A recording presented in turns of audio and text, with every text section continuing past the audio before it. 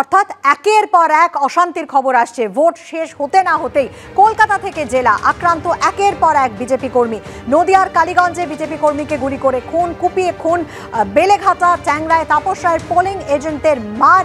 সোনারপুরের খেয়াদহে মাথা ফাটল BJP booth সভাপতির। অন্যদিকে বেলেঘাটা, নারকেলডাঙ্গায় ঘরছাড়া বিজেপির বহু কর্মী সমর্থক।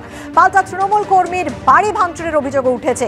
ভাটপাড়ায় এক্ষুনি যেটা দেখলেন, অর্জুন সিং এর এজেন্টের বাড়ির সামনে বোমাবাজির ঘটনা ঘটে। নৈহাটিতে তৃণমূল পার্টি অফিসের সামনে বোমা পড়ে।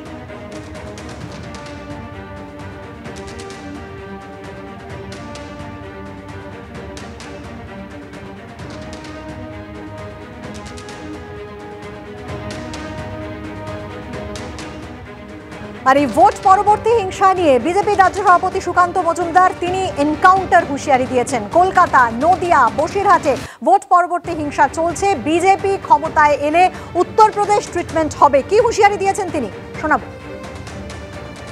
দেখুন, ভোট পরবর্তী হিংসা বসিরহাটে শুরু হয়ে গেছে, নদিয়াতে শুরু হয়েছে।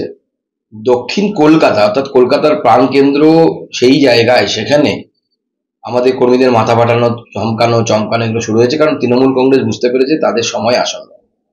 আমি কিন্তু পরিষ্কার এই গুন্ডা মস্তানদের বলে দিতে চাই যে বিজেপি ক্ষমতায় আসছে এবং বিজেপি ক্ষমতায় আসার পর বিজেপির কোনো নেতাকে ধরে, বিজেপির পতাকা ধরে, ঝান্ডা ধরে বিজেপিতে আসলে পরেও কিন্তু বাঁচবেন না।